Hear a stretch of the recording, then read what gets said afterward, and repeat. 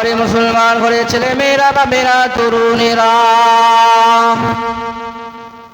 এ মুর্শিদাবাদ এলাকার মা বোন বেটিরা খুব ভালো করে শ্রবণ করবেন। আল্লাহ আল্লাহ নবীর দেওয়ানা হয়ে যাও, আল্লাহ আল্লাহ রসুলের প্রেমিক হয়ে যাও। আমার দয়ার নবী তোমার সঙ্গে দেখা দেবে, দেবে না দেবে না? আমরা যদি আমার রাসূলুল্লাহর পাগল হয়ে যায়, আমার রাসূলুল্লাহ দেওয়ানা হয়ে যায় বাবা, আল্লাহ নবী আমাদের মদিনা শরীফ থেকে আমাদের ভাঙা ঘরে দেখা দিতে পারে না, পারে না? জোরে বলেন। ও রাসূলুল্লাহর আশিকেরা, আল্লাহ নবীর আশিক হয়েছিলেন কারা? খুব ভালো করে শ্রবণ করবে। আজকে জানার দরবারে বসে আছে সেই পীর আব্দুল মান্নান আলী হুজুর, যিনি কবরের ভিতরে শুয়ে রয়েছেন বাবা। উনি কি আল্লাহ নবীর দিদার পেয়েছিল কি ছিল না? জোরে বলেন। পায়নি? আল্লাহ নবীর দিদার পাওয়া মানুষ পীর আব্দুল মান্নান আলী হুজুরের দরবারে আপনারা বসে আছেন বাবা। এটা কম সৌভাগ্যের ব্যাপার নয়, অনেক বড় সৌভাগ্যের কারণে আল্লাহ পাক রব্বুল আলামিন আমাকে আপনাকে হুজুরের দরবারে আনিয়ে কিছু কোরআন হাদিস ইসলামিক শেখার আলোচনা আমাকে করার তৌফিক দিয়েছেন। আল্লাহ পাক আপনাকে আপনাদের সকলকে শুনবার মতো তৌফিক দিয়েছেন, বলুন সুবহানাল্লাহ। সুবহানাল্লাহ। আল্লাহ আমাদের কিছু কথা বলা আপনাদের শুনবার মতো তৌফিক দিয়েছে। কার দরবার এটা? আল্লাহর ওলির দরবার, যিনি কিনা আমার রাসূলুল্লাহর দিদার হয়ে গিয়েছে। কত বড় আল্লাহর ওলি ছিলেন, তার দরবারে আমরা বসে আছি। আরে মুসলমান ঘরে ছেলে মেয়েরা বাবেরা তরুণেরা, এ রাসূলুল্লাহ দেওয়ানারা খুব ভালো করে শ্রবণ করবেন বাবা। আল্লাহর ওলি পীর আব্দুল মান্নান আলী হুজুর এত বড় ওলি ছিল, এত বড় আল্লাহ পাকের আশিক বান্দা ছিলেন বাবা। ও রাসূলুল্লাহ দেওয়ানারা, আমি আল্লাহ পাকের এই বান্দা সম্পর্কে অনেক অনেক অনেক করে শুনেছি বাবা। হুজুর আমার একদিন টুকটুক টুকটুক করে হাঁটতে হাঁটতে হাঁটতে হাঁটতে এমন করে চাপড়া থানা এলাকার হাটখোলা গ্রামে যাবে বাবা। কোথায়?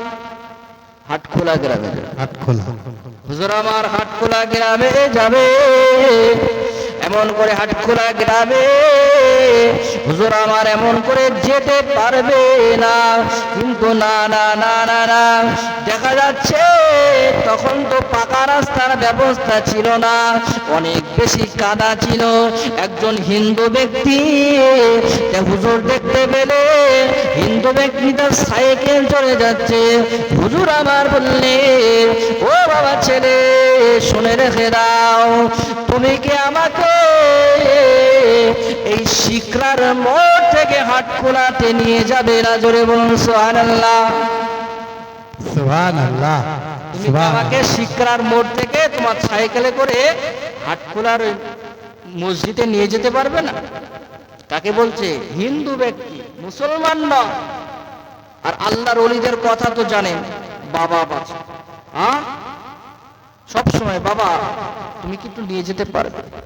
হিন্দু ছেলেটা বলে উঠলো, হুজুর বেয়াদবি মাফ করবেন, আমি আপনাকে, হুজুর তো একটু মানে শারীরিক দিক থেকে একটু ভারী মানুষ ছিলেন,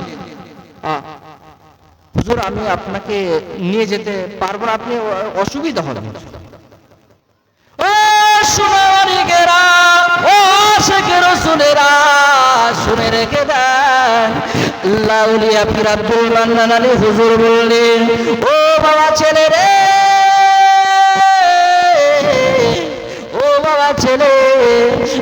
তোমার সাইকেলের পিছনে উঠে থাকবো বাবা, আমি তোমার সাইকেলের পিছনে উঠে থাকবো। আল্লাহর হুকুমে তোমার কোনো কষ্ট হবে না। জোরে বলেন সুবহানাল্লাহ। সুবহানাল্লাহ সুবহানাল্লাহ। হুজুর আমার এমন করে ওই হিন্দু ছেলেটা এমন করে বর্ণনা করেছিলেন, এ লাখুলায়ের ছেলেরা, মেয়েরা, মুরব্বিয়ানেরা, এই পীর আব্দুল মান্নান আলী হুজুরের মুরিদ মুতাকিদিনেরা শুনে রেখে দাও, আমি আল্লাহ পাকের হিন্দু বান্দা যখন হুজুরকে পিছনে করে নিয়ে ওই শিকেরার মোড় থেকে হাটখোলার দিকে রওনা হয়ে গেলাম, হুজুর আমার পিছনে আছে কিনা নেই বুঝতে পারলাম না। জোরে বলেন সুবহানাল্লাহ। আরো জোরে বলেন সুবহানাল্লাহ।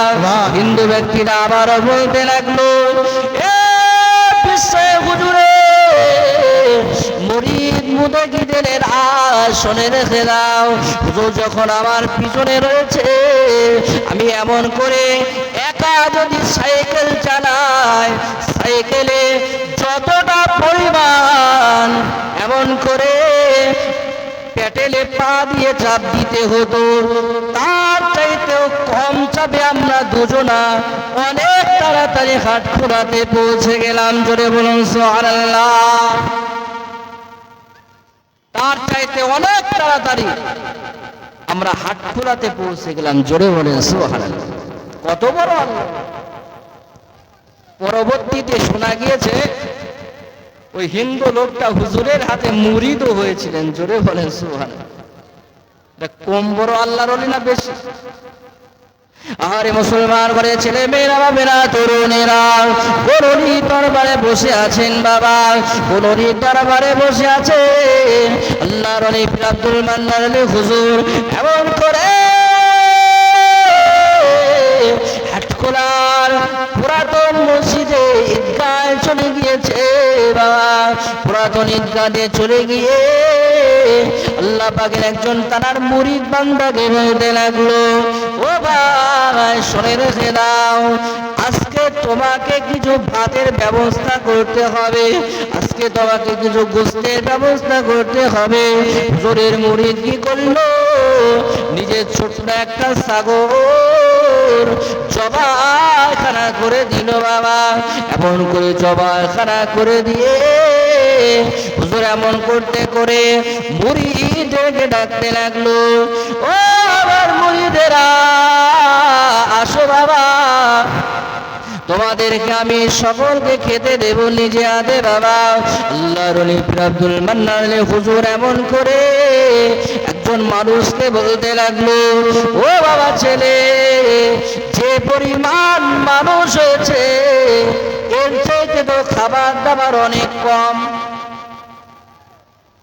50 জনের আয়োজন করেছে, এসেছে 150 জনা, সমস্যা বাঁধবে না? বাঁধবে না?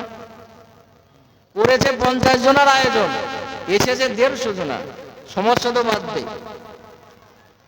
ওরে যে হুজুরের মুরিদ বলতে লাগলো,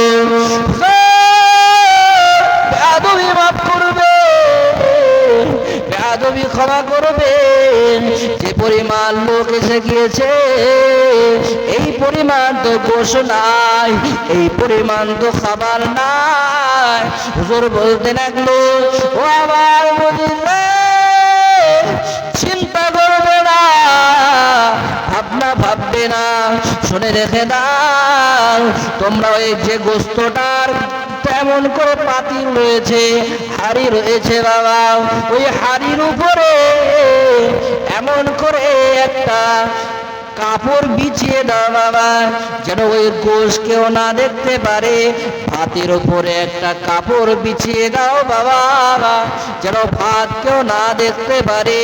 এমন করে তুমি যখন গোশ দেবে, তুমি যখন ভাত দেবে, তুমিও ভাত দেখবে না, একজন করে ভাত আর তরকারি নেবে বাবা, আল্লাহর নাম নিয়ে শুরু করবে, বিসমিল্লাহির রহমানির রহিম বলে দেওয়া শুরু করবে। আল্লাহর হুকুমে কুমতি পড়বে না। জোরে বলুন সুবহানাল্লাহ।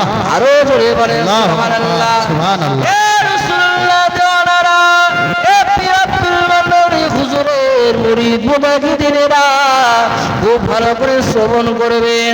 আল্লাহর নিয়ে জোরামা চাই না বলতে লাগলো, ও আমার মুরিদ শুরু করে দাও বাবা, আল্লাহর হুকুমে শুরু করে দাও হলো। আল্লাহর হুকুমে ভাত তরকারি দেওয়া শুরু হয়ে গেল। আবার কিছুক্ষণ পরে দেখা গেল সকলকে ভাত তরকারি দেওয়া শেষ হয়ে গিয়েছে, কিন্তু না না না, যেমন ভাত তরকারি ছিল তার চাইতে কিছুটা কম হলো, কিন্তু পরিপূর্ণভাবে ফুরিয়ে যায় না। জোরে বলুন সুবহানাল্লাহ, আরো জোরে বলেন সুবহানাল্লাহ। সামান্য কিছুটা